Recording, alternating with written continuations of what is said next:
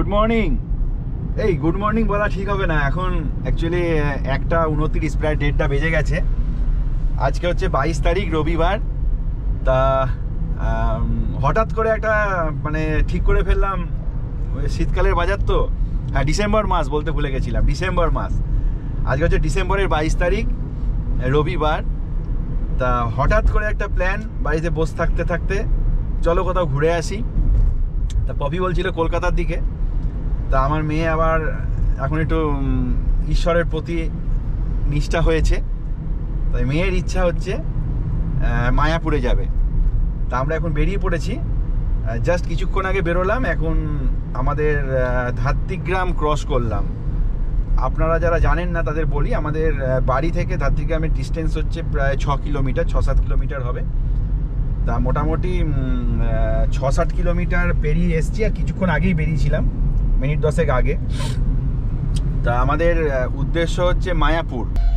আমরা যাচ্ছি, মানে মায়াপুর বলতেই যেটা প্রথম মাথায় আসে সেটা হচ্ছে ইসকন। আমরা ইসকনেই যাচ্ছি। আচ্ছা মোমো, ইসকনের পুরো নামটা জানিস? ইসকনের ফুল ফর্ম, ইসকন মানেটা কি বলতো শুনি? International society of Krishna consciousness. Exactly, international society of Krishna consciousness. একটা বিশাল বড় একটা সংস্থা, সারা পৃথিবীব্যাপী এদের ব্যাপ্তি ছড়িয়ে আছে, সবাই জানি। তা যেতে যেতে মানে আমাদের মানে অ্যাকচুয়ালি যারা আপনারা অনেক দূরে থাকেন, কলকাতার আশেপাশে থাকেন, ওদের কাছে এই আমাদের যে মায়াপুর ইসকন, যেটা অনেকটাই আসতে সময় লাগে, কিন্তু আমাদের বাড়ি থেকে ইসকন খুবই কাছে। মানে আমরা নবদ্বীপের অনেকটাই কাছে থাকি। ওই মোটামুটি আমাদের এখান থেকে নবদ্বীপের ডিস্টেন্স হচ্ছে 30-35 কিলোমিটার মতন। তা আমরা যাচ্ছি ইসকনে, দেখা হবে। আমাদের মাঝে সাঝেই যাওয়া হয় ওখানে, গত বছরে ইনফ্যাক্ট গেছিলাম। আর এই আমাদের শীতকালটা আমরা একটু প্রেফার করি, কারণ শীতকালে না ঘুরে সব জায়গায়, শুধু ইসকন বলে না, সব জায়গায় ওয়েদারটা যদি একটু কুল থাকে, তা ঘুরতে কিন্তু মজাই লাগে। তা যাই হোক, হঠাৎ করে বেরিয়ে পড়লাম, আজকে একটু ঘুরে আসি। যেতে যেতে কথা হবে, দেখা হবে, ওখানে খাওয়া দাওয়া কী হবে সব কিছুই দেখাবো। আমি জানি না মন্দিরে ঢুকতে দেবে কিনা, আমার ধারণা মন্দিরে ক্যামেরা অ্যালাউ করে না। দেখবো যদি মন্দিরে ক্যামেরা অ্যালাউ করে। হ্যাঁ, যেটা মেন পয়েন্ট আজকে আমাদের উদ্দেশ্য, সেটা হচ্ছে আমরা আজকে ইসকনে সন্ধ্যা আরতি দেখব। খুব ভালো লাগে। আমি বহু বছর আগে একবার দেখেছিলাম, অনেক বছর আগে, তখন আমি খুব ছোট, ক্লাস 12-এ পড়ি হয়তো। আমার বন্ধুদের সাথে গেছিলাম, তার সন্ধ্যা আরতি দেখেছিলাম। তারপর থেকে আমার সৌভাগ্য হয়নি ইসকনের সন্ধ্যা আরতি দেখার। তা আজকে প্ল্যানটা যেহেতু বেরোতে দেরি হয়েছে, মানে হঠাৎ প্ল্যান হয়েছে, দেরি না, হঠাৎ প্ল্যান হয়েছে। তা আমরা মোটামুটি যখন পৌঁছবো তার কিছুক্ষণ পরেই আশা করি সন্ধ্যা আরতি শুরু হয়ে যাবে। তা সন্ধ্যা আরতি দেখবো। আমি জানি না ক্যামেরা অ্যালাউ করবে কিনা, আপনাদের দেখাতে পারবো কিনা, কিন্তু খুব ভালো। আমরা মোটামুটি অনেকটাই চলে এসেছি। হেমাদপুর মোড় পেরিয়ে আমরা জাস্ট নবদ্বীপ রেল গেট পেরিয়ে এবার চলে আসছি গৌরাঙ্গ সেতু। একটু গৌরাঙ্গ সেতুটা দেখা। এটা হচ্ছে নবদ্বীপের গৌরাঙ্গ সেতু। এটা আমাদের এপার থেকে ওপারের সংযোগ রক্ষা করতে সাহায্য করে। তা বেশ কয়েকদিন আগে সেতুটা একটু ডিস্টার্ব ছিল। তা এখন এখান থেকে বড় বড় লরি, এইসব ধরনের জিনিস চলাচল সম্পূর্ণভাবে নিষিদ্ধ। এই যে সামনে গঙ্গা দেখা যাচ্ছে, পাশে গঙ্গা। গঙ্গায় এখন জল নেই একদম। আমরা বেরিয়ে এই কয়েক মাস আগেই গঙ্গায় জলে ভর্তি ছিল। যাই হোক, এই জায়গাটায় সেতুটা ড্যান্স করছিল, মানে দুটো সেতুর যে সংযোগ, মানে সেতু কি হয়, যে কোনো ব্রিজ অনেক পার্টে পার্টে তৈরি হয়, মানে একটা পার্টেই কিন্তু একটা ব্রিজ হয় না, অনেকগুলো পার্ট থাকে একটা ব্রিজে। ওই একটা পার্ট জয়েন্ট খুলে গেছিলো, তো তার ফলে ব্রিজটা একটু ডিস্টার্ব ছিল। তা সারানো চলছে এখনও, এর যে রিপেয়ারিংয়ের কাজ সেটা চলছে। বহু পুরনো সেতু এটা, সম্ভবত আমার যতদূর ধারণা এটা 72, 75, 80 শতকে, মানে 80 সালে, 1975-80 সালে এরকম সময় তৈরি হয়েছিল। আমি জেনে নিয়ে বলে দেবো এটা এক্স্যাক্ট কবে, তবে মনে হয় ওই সময়। তাই ইনফ্যাক্ট আমাদের কালনাতেও একটা মানে গঙ্গার ওপর দিয়ে একটা ব্রিজের একটা প্রস্তাব আছে এবং খুব প্রয়োজন। এটা কথা চলছে আমাদের প্রশাসনিক স্তরে, অনেক ওপর লেভেল থেকেই কথাবার্তা চলছে, দীর্ঘ কয়েক বছর ধরে চলছে কথাবার্তা, তবে এখনও সুরাহা হয়নি। আশা করছি খুব শীঘ্রই আমাদের কালনাও একটা ব্রিজ পাবে। আমাদের কালনার যে ব্রিজটা হবে গঙ্গার ওপর দিয়ে, সেটা কালনা থেকে এদিকে শান্তিপুর এইটার হবে। এই যে সেতুটার গুরুত্ব, সব থেকে বড় কথা, এইটা সোজা চলে যাচ্ছে 34 নম্বর জাতীয় সড়কে, যেটা এখন 12 নম্বর জাতীয় সড়ক বলি আমরা। মানে পুরো উত্তরবঙ্গে যাওয়ার পুরো রাস্তাটা কিন্তু এই সেতুটার উপর ডিপেন্ড করছে, তাই জন্য। এবং সেটা কালনা থেকে হলেও সেটা হবে। যাই হোক, একটা ফোন এসছে, মোমো ফোনটা কাট, আমি পরে কথা বলছি। হ্যালো, আমরা এগিয়ে চলেছি, প্রচুর বাম্পার, উঁচু নিচু জায়গা অতিক্রম করে আস্তে আস্তে এগিয়ে যাচ্ছি সামনের দিকে। তা পৌঁছতে বেশ কিছুটাই সময় লাগবে। আমি 3টে ধরেছিলাম, এখন 2:02 বাজে। দেখা যাক সামনে কি আছে। মায়াপুর তো খুব সুন্দর জায়গা, দেখবো ওখানে। বেশ ভালো লাগছে জার্নিটা, রবিবারের বাজারে। হ্যাঁ, খুবই সুন্দর লাগছে। সঙ্গে থাকুন, আবার আসছি।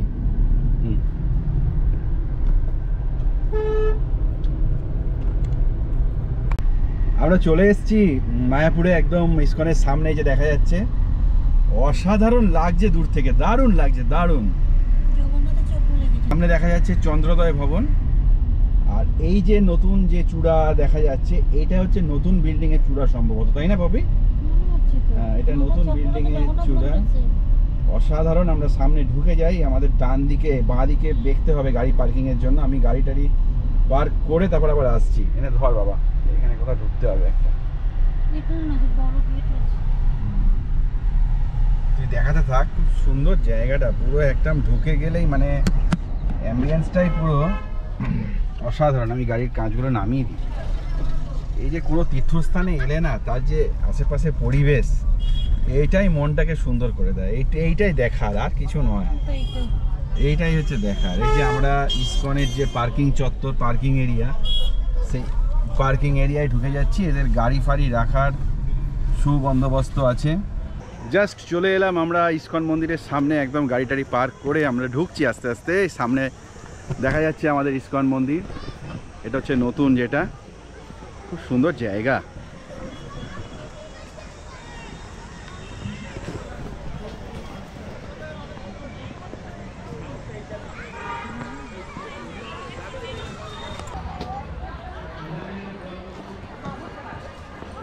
এসেই চলে এসেছি প্রসাদ গ্রহণ করতে।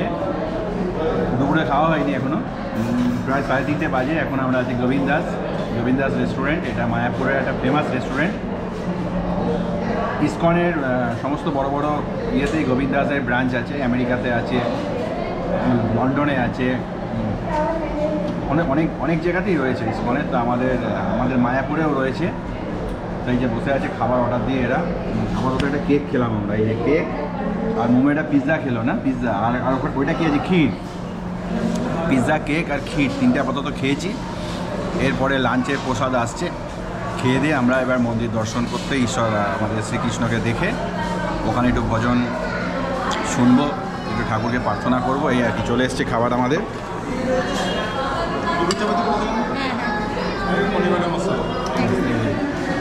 কি আছে এটা, রয়েছে পোলাও আর পনির আর হচ্ছে রুটি। এই হচ্ছে আজকের খাবার। খেয়ে নিয়ে সুন্দর খাওয়া দাওয়া হলো। খেয়ে দিয়ে বেরিয়ে একটা সুন্দর জিনিস দেখাই সামনে। এই যে দুটো বলদে একটা গাড়ি টানছে, কি দারুণ দেখতে। হ্যাঁ, অসাধারণ দেখতে বলদ। এই যে নতুন মন্দির সামনে দেখা যাচ্ছে, নতুন মন্দির। আর এই দিকে দেখা যাচ্ছে প্রভুপাদের মন্দির। আমরা এখন যাচ্ছি আমাদের প্রভুপাদের মন্দিরের দিকে। সুন্দর রাস্তা, সুন্দর পরিবেশ। এদিকে কাজ হচ্ছে, এই মন্দির সংলগ্ন যে চত্বরটা আছে, এটায় বহুদিন ধরে কাজ হয়ে যাচ্ছে। এটা মোটামুটি এখনও নির্মাণ কার্য সম্পন্ন হতে বছর 2 লাগবে আমার ধারণা, যেভাবে চলছে।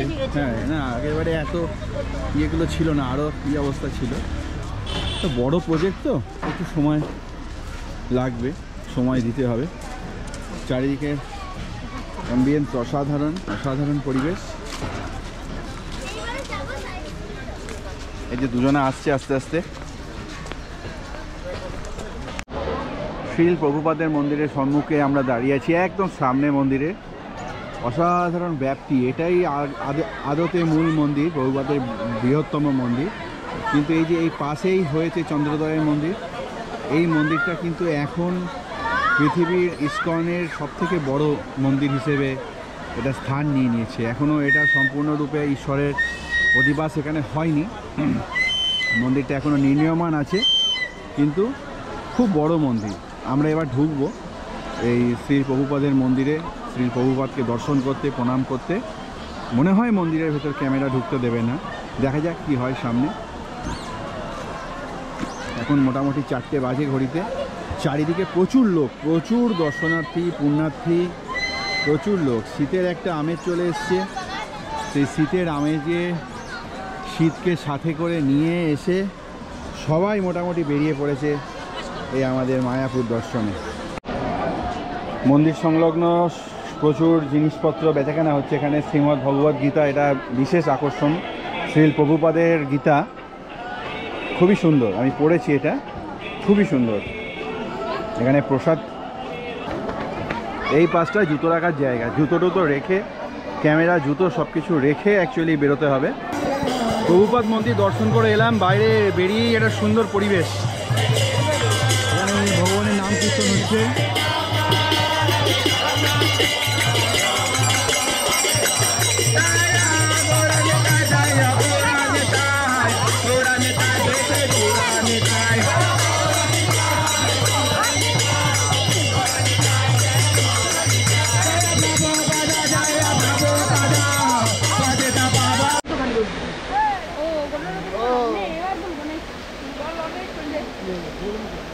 মন্দিরের মূল গেটে আমরা চলে এসেছি। এটা হচ্ছে মন্দিরে ঢোকার সময়কার গেট। শ্রী মায়াপুর চন্দ্রোদয় মন্দির, যেটা ইস্কন মন্দির বলি আমরা, সেই মন্দিরের একদম প্রধান গেট। এবং এই সামনেই হচ্ছে চন্দ্রোদয় মন্দির যেটা শুরু হচ্ছে। এই যে এখনও দীর্ঘ সময় লাগবে এই মন্দির সুসম্পন্ন হতে, এখনও অনেকটাই সময় বাকি আছে। একটু জল টেস্টটা পেয়ে গেছে, তাই যে এই চন্দ্রোদয় মন্দির, তার ঠিক ডান বাঁ দিকেই হচ্ছে অখণ্ড হরিনাম সংকীর্তন কুঠির। এই কুঠিরে কি হয়, 24 ঘন্টায় হরিনাম সংকীর্তন হয়, সারা দিন রাত, কোনো সময় বন্ধ হয় না।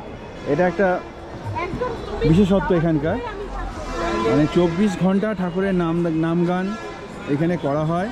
এবং অপূর্ব সুন্দর একটা ভক্তিমূলক পরিবেশ এখানে।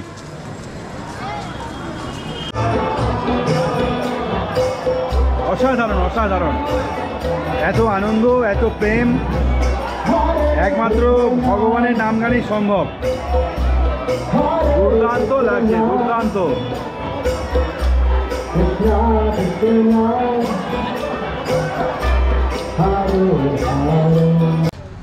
অপূর্ব লাগলো, অপূর্ব, মানে জাস্ট ভাবা যায় না। আমরা সন্ধ্যা আরতি দেখলাম, এখন ঘড়িতে বাজে, সময় হচ্ছে 6:37, 6:36। খুব সুন্দর লাগলো, মুগ্ধ হয়ে গেলাম। শ্রীকৃষ্ণের নাম, ঈশ্বরের নাম গান।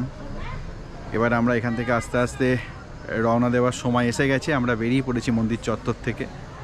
একটা খুব সুন্দর শপের পাশে, একটা দোকানের পাশে আমরা দাঁড়িয়েছি, খুব সুন্দর করে সাজানো। অ্যাকচুয়ালি ইস্কনের সমস্ত জায়গাগুলোই খুব সুন্দর করে সাজানো। যাই হোক, এরপর আরেকটা গন্তব্যে যাব, কিন্তু তার আগে একটু চা খাবো। একটা সবথেকে বড় কথা হচ্ছে এখানে কেন চা পাওয়া যায় না, মানে ইস্কনে যে চাটা পাওয়া যায় সেটা সম্পূর্ণ ভেষজ চা। মানে আমরা যে চাটা খাই অ্যাকচুয়ালি, দার্জিলিং টি, আসাম টি, লিকার চা, দুধ চা, সেগুলো কিন্তু এখানে মন্দির চত্বরের, মন্দির কম্পাউন্ডের ভেতরে পাওয়া যায় না। এখানে চা, কোনো রকম নেশাজাত দ্রব্য, এরকম কোনো কিছু পাওয়া যায় না। এগুলো পেতে গেলে, মানে এই ধরনের জিনিস খেতে গেলে আমাকে মন্দিরের বাইরে বেরোতে হবে। আমরা মন্দিরের বাইরে যাব, চা খেয়ে বেরোবো। খুব ভালো লাগলো, সারাদিনটা দারুণ কাটলো।